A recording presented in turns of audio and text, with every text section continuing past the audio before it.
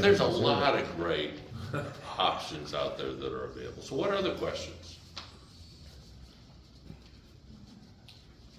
Well, I'll just invite you, I know, first of all, I mean, that's incredibly valuable information for anybody to have. And I mean, I'm no expert in that area, you know, having practiced law, whatever. I had to come to your firm to really start figuring this stuff out. But we invited you to come here, and I'd invite you to tell the group here a little bit about Trian. Okay.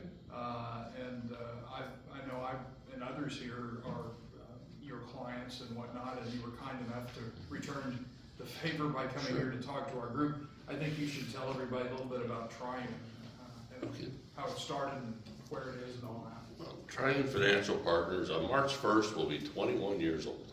Okay, so 2005, basically 4 of us came together and we wanted to start a firm. Foundationally, the most important thing, we're a completely independent firm.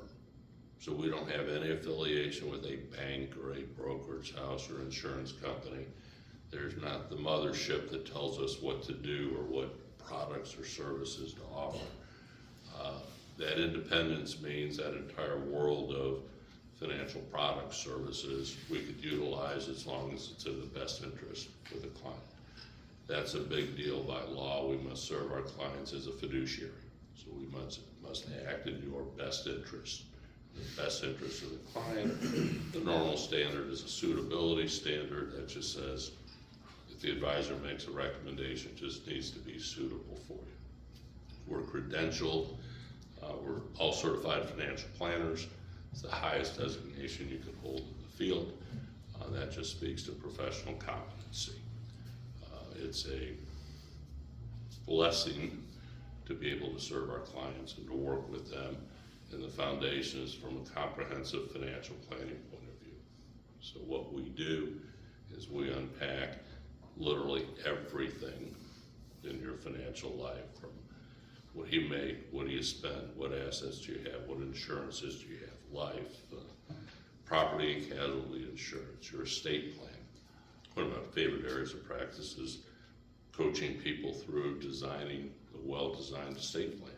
How are you going to transfer wealth to kids and causes you care deeply about? Once we lay out the financial plan, then we lay out an investment strategy. So how do we manage investments based on your needs for the short term, mid-term, long-term?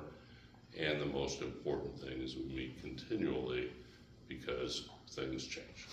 And so, you know, it's just an amazing career because we get invited into people's lives and help them make those decisions. So, Bob, where's your office? College in Metcalf, in the Latin Plaza. Okay, yeah. Very good, yeah, and I think, you know, whether, obviously everybody here probably has some degree of, you know, financial acumen by this point, but certainly the value of having a qualified financial advisor can't be overemphasized for whatever purpose you use your money. Obviously, we're in a process this year of focusing on this issue, and we would be remiss if we didn't have someone with Bob's expertise come and at least identify the ways that you can consider, you know, where you want to put your money. But before we have Paul come up and talk a little bit about our budget, where we are, I just want to make sure that besides all of the folks, Vicki and everybody else that's working hard for us, we have an enormous number of people that have helped make this organization run. But the point being is, all of us, whether we're on the board or whether we're just volunteering to do things, nobody's getting paid to do this. We have a compensated executive director for Brad because he essentially runs the facility, but the rest of us are devoting our time, which is in fact our most precious resource. Nobody knows how much that resource is, so to take some of it to devote it to a charitable institution such as this historical society, to keep it going, to keep it running, to try to take it from where it was started to a true continuing asset of the city of Overland Park isn't because we're interested in running a business, it's because we're interested in passing forward to future generations the hard work and the historical lessons of the past. And that enthusiasm that we have to do that, of course, butts heads with the financial reality of paying the gas bill. And so this year, I mean, we're at the point where we absolutely have to face up to the fact that we need to nail down our operational costs so we can just operate day to day. And that foundation gives us the security then to do the programming, which is really the fun stuff, to get the curator to figure out what we can do with all of the incredible exhibits we have, how to make them tell the stories. We've seen the reaction of the kids that Brad and Bruce on our board have done with these kids, and watching the reaction of these kids sucking up this history and the reaction of the teachers really is inspirational, because I think not only that, but the people we have that just wander into the depot also express gee, I didn't realize that, and the new people that have come to the area. But by the same token, there's a great deal of nostalgia involved for those of us that grew up in Overland Park, because we remember when thus and such was an empty field, and then it was, you know, French Market or whatever, or the Whitehaven Motor Hotel up there.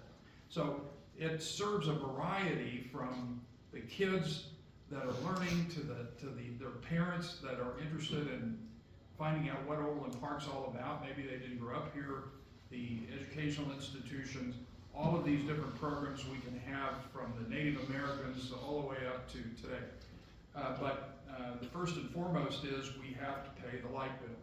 And so what Bob's suggested, I hope that when you leave here, you will not simply tuck it in your back pocket, but quite frankly, think about it.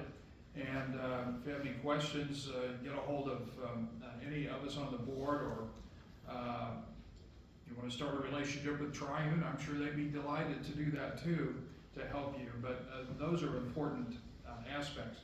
So, when you leave here today, it's very important to the board that you understand that all of us volunteers, when we wake up in the morning, are thinking about the programs Vicky's laid out, how we're going to do this, who we're going to talk to, and you can be just as important to us as volunteers, not only in terms of what you might want to do to try to support us, either as a volunteer or a monetary donor, but also talk to others about perhaps getting involved as a member and whatnot. So those are all things that every single person that believes as we do that this is an important asset for the city and for our community, not only for the past, but for the future. Probably more for the future than anything else. The past is behind us. The future is where we're headed. And that's where we really want to put our effort. So, thank you, Bob. That's my pleasure. One thing Vicki asked, this is helpful for the society, if you could complete this. And it's just kind of, do you have an intent to give? And if so, and it's not a firm commitment, but if so, what area might you want this to be? Would it be through an IRA or so it just gives the society a little bit of information to then, how can they help you? How can they help you? So thank you for being here. Any other questions?